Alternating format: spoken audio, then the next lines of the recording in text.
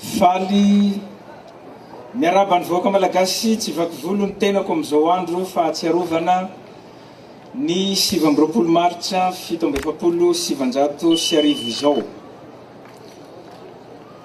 Arahaba fatipatenana no atolotro anareo ray aman-dreny zokiolona be kotro marolatra tandindo ny tolom-piavotana ho an'ny Madagasikara ho anareo hery miantoka ny fiarovana sy filaminana ny tinositsika ity ary ho anareo rehetra mpikarakara ny lanonam-pahatsiarovana ny 7 martsa 1770 ka singanina manokana amin'izany ny komity teknika mpanomana sy mpandrindra ity hetsika ity. Tompo lasy tompo vavy 7 martsa 1770 7 martsa 1920 feno 7 taona katroka anio niady ho antolo-panafana nentin'ireo malagasy tia tanindrazana analana ny Madagasikara eo ambany zioga ny fanjanahan-tany. Manandanja ary manana anjara toerana lehibe ao amin'ny tantaram-pirenena arak'izany ty andro anio ity no ireo evidalina finosiny ka tsy tokony hijanona ho andro fankalazana na fahatsiarovana fotsiny ihany. Fitiava-tanindrazana no ivon'ny tolom-piavotana nataon'ireo mahery fo ny firenena. Io fitiava-tanindrazana io no niteraka ny fahasahiana hanohitra ny mpanjanaka na dia tsy ny fandanja velively aza ny hery teo am-pelatanana. Ny tanjona iombonana tao anatin'ny tolona dia ny ahitany Madagasikara sy ny taranaka faramandimby ho afa-patorana sy ho afaka tao anatin'ny aizina mangitsokitsoky ny fanandevozana. Setrin'izany fitiava-tanindrazana izany anefa dia malagasy maro ny lavo sy ny tondra takaitra. Ankehitriny ny fanontaniana mipetraka dia ireto: nankaiza ny vidin'ireo raha latsaka sy ainana fohy ary takaitra no zakain'ireo mahery fo ho an-tanindrazana? Mba hita soritra tokoa ary iainantsika ankehitriny ve no tolom-piavotana ny matimatesana fahiny? Eny tokoa mantsy raha ny firaisan-kina sy ny firaisam-po no nentina ny tolomana amin'ny fanavotana ny Madagasikara dia ny fizarazarana sy ny fisaraham-bazana no mbola mahazo laka eto amin'ny firenentsika ankehitriny: ny fitiavan-tena, ny fitiavam-bola, ny fitiavan-karena. Iarahantsika malala nefa fa ny fampizarazarana sy ny fampisaraham-bazana maro lafy no nentina ny fehezana ity nosy ity hatrizay, ary iza no tsy mahafantatra fa ny firenena manana vahoaka voazarazara dia farahidiny indrindra amin'ny fahatrana maneran-tany. Arak'izany manentana sy misarika ny saintsika hatrany ny tenako andao hifantoka amin'ny fampandrosoana ity firenena ity isika, andao hifanohana sy fanometanana tsy hanaiko zarazaraina amin'ny fandranitana sy ny faminganana ara-politika. Tadidio fa manana fahavalo iraisana isika dia ny fahatrana, ary manana tanjona iombonana dia ny fahazoana ny fahaleovan-tena tena izy. Koa andao foazina indray ny tolona ho an'ny fanarenana sy fanavotana ny Madagasikara ao anatin'izao vanim-potoana fanavaozana ny repoblika izao. Andao resena ireo sakana rehetra tsy ahafahantsika mananatra miaraka ireo tanjona ireo: ny fitiavan-tena, ny fitiavam-boninahitra, ny kolikoly, ny tsy maty manota sy ny adilahy politika. Andao hiverina andoharano hanamafy sy hanome asina ny soatoavina mamalagasy atsika sy ireo fomba mampanao mampiavaka atsika, satria ny fahafantarantsika mazava hoe iza isika, inona no mampiavaka atsika dia hanampy be da be amin'ny famaliana fanontaniana hoe hoaiza isika.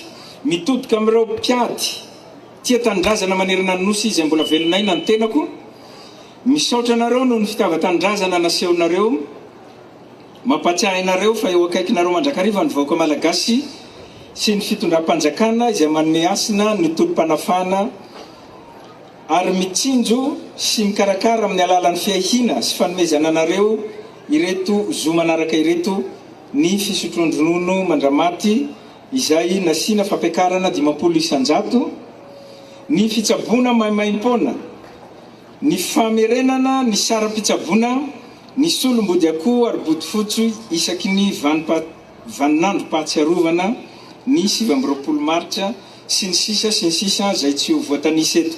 Mitodika manokana aminareo herim-piantoka sy fiarovana ny filaminana ihany koa aho, mankahery anareo amin'ny asa fampandriana fahalemana ny firenena, miandrandra vokatra tsaratsara kokoa hatrany avy amintsika ny vahoaka malagasy, miaraba ireo jeneraly ny sondrotra maroboninahitra ihany koa ny tenako, mirary anareo tsara fanapahana sy avita be eo amin'ny firenena, tsy miasa jambarafozana ny hery fiarovana sy filaminana fa eo mandrakariva ny fitondram-panjakana anoana anareo sy ny asanareo. Eo ihany koa ny vahoakany faritra loatra mangoro fa indrindra ny vahoakany Moramanga sy ny manodidina.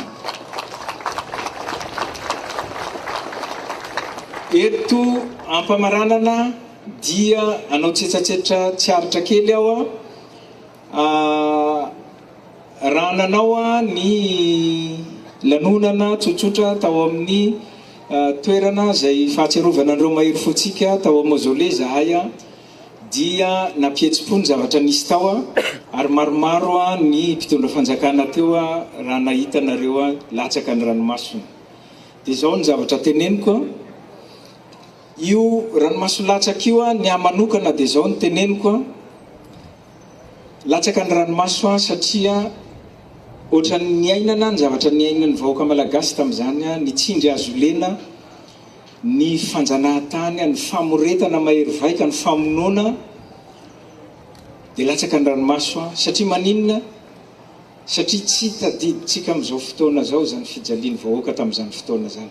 Itsakitsahitsika ny rany reny olona be, reny razambentsika tamin'ireny fotoana reny amin'ny fitiava-kolikoly sy fitiava-karena sy fitiavana manindry azo lena vahoaka malagasy mitovy aminao io. Manontany tena ho antsika rehetra tompona andraikitra amin'ny fanjakana, isaky ny mandray kolikoly ianao dia manontany tena hoe ny rany razambeko ity raisiko ity amin'ny fomba tsy rariny.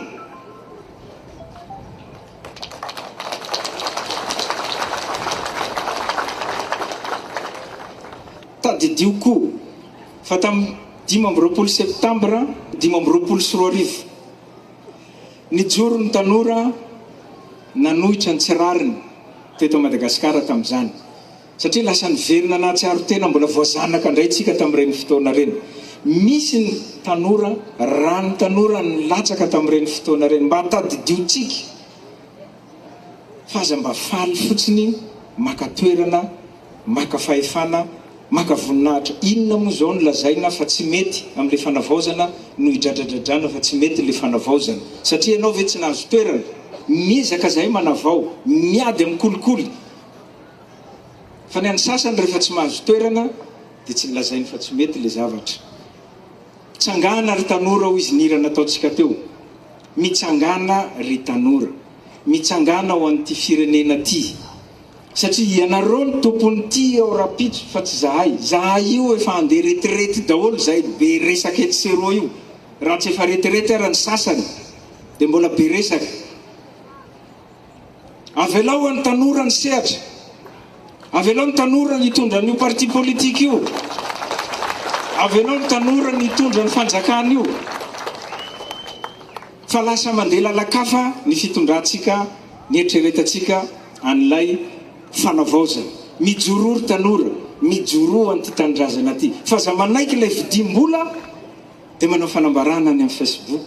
Zavatra tsy mandresy lahatra anao akory ny ataonao fanambarana any amin'ny Facebook. Mahaiza sarom-piaro an'ity firenena ty nareo arovy ny tolona nataontsika.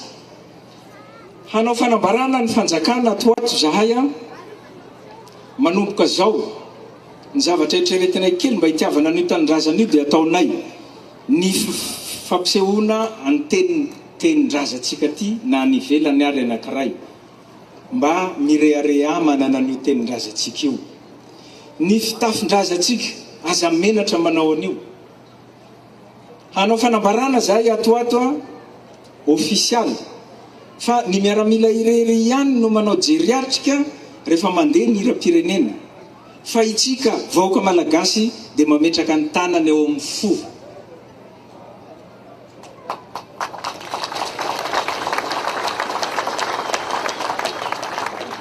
Zay ny zavatra ho raisinay manomboka masinandro androany mba ho fanomezanay voninahitra ny rany razambetsika izay latsaka tamin'ny 7/7/7 ny 7/20 martsa.